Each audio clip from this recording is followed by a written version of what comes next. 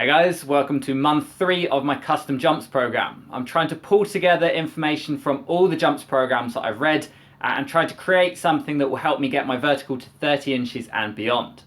As with the first 2 months, I have 2 technical jumping days on Mondays and Thursdays, and then weights and plyometrics on Tuesdays and Fridays. So let's start with the technical jumping days. The first change is in the warm-up, originally from Freak Jump Technique 3 with some of my own favourites thrown in. This month I saw a video by PGF Performance where Paul showed some effective warm-up exercises, and from that I took rotation hops and fascia elasticity. I was browsing through all the jump program warm-ups and I also added in overspeed good mornings and hurdle ducks.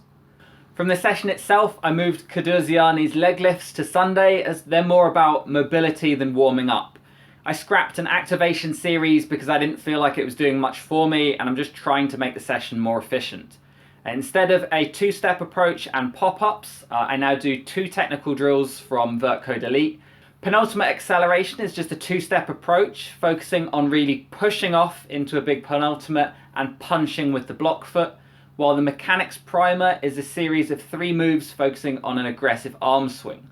The first 2 are for your counter movement, so attacking the floor. Then the final one is an approach jump. I felt instantly better doing these drills. Having a specific focus makes it much easier to know if you're executing it properly. I then finished that session with 6 to 8 max effort jumps per side, so left, right and right, left, and that was from a 2-step run up. I tried to do an extra few jumps on a Monday as per the comments on my last video, but I was aching a lot more this month, so it's possible plyometric and jump volume need to come down a bit. As of Monday, I will have access to a basketball court and running track, and I intend to use both in month 4. I ended up doing 5 weeks this month instead of 4 because that means that month 4 can start on the day that restrictions eased, so I can use the track and the court. The weights days were a bit chaotic. At first I just threw together some jumping exercises that I hadn't done yet, but then when I took a step back and looked at the program as a whole, I realised that some of the exercises looked completely out of place in month 3. One example is sissy squats. I was doing 3 sets of maximum reps, and while it's great for building the quads, it's really more of a month 1 or 2 exercise.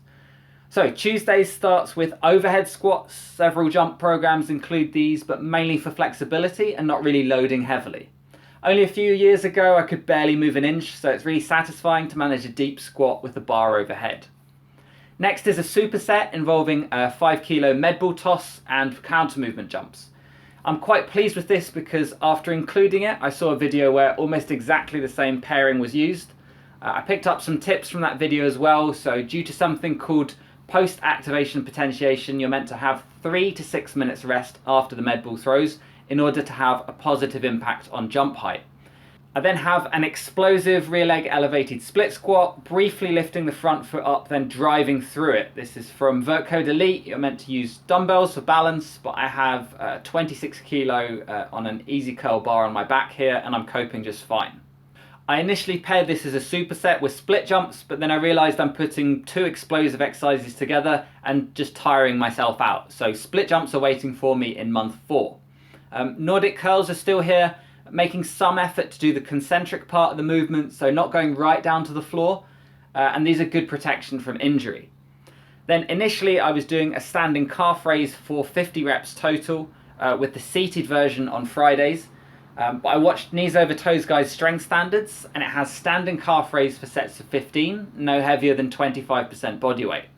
Looking closer, I realised this movement already existed in the form of the banded dorsiflexion drill on the technical jumping day, so I've swapped that for the single leg calf raise. Then the pièce de résistance, ab ripper X. It is a 15-minute core workout from a program called P90X, and it's quite brutal the first few times.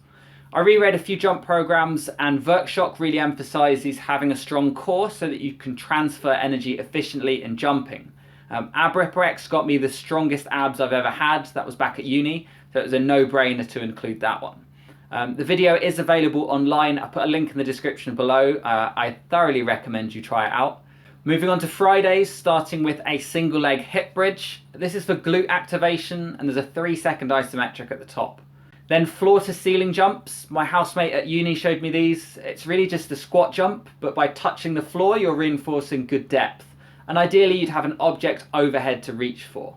Almost every jump program has squat jumps in some form, whether it's Vert Shock's 180 squat jumps, Boeing Vert's weighted squat jumps, or Jump Bible's rim touches. So it feels like an exercise that should be in a jumps program. I wanted to progress my RDL, so I switched to a single leg. And this variation, you drive straight arms overhead as you come through with the knee. After starting out with sissy squats, I moved on to hex bar deadlift singles. These were in the middle weeks of jump science, so I wanted to include them here, but my ego got the better of me and I was going for maximum weight. And it took until the final week of month 3 to realise that doing doubles in the form of a clean pull was going to have better carryover to my jumps.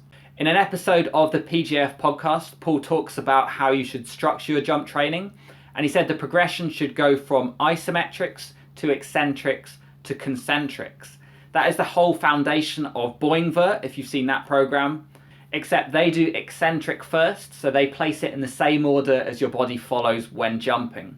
I moved Patrick step-ups towards the end of the session because they aren't really activation, it's more like an assistance lift, so it shouldn't be in the warm-up.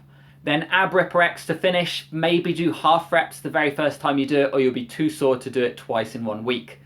Another addition is foam rolling. This is something I've neglected and was causing me to seize up quite a lot this month. All those Patrick step-ups made my VMO incredibly tight and the general condition of my muscles was poor, so Saturdays involved 20 to 30 minutes of foam rolling the major muscle groups. More recently, I've been gifted a massage gun and I'll be doing some more soft tissue work with that to help me recover better. Sundays are almost unchanged except for the leg lifts, as I say, which should come under mobility. I want to add in more of Ben Patrick's strength standards like the Jefferson curls and the piriformis one, but it's not clear where I'm going to fit those in. I tried reverse Nordics on Friday and really liked them, so I've added those to month 4 already.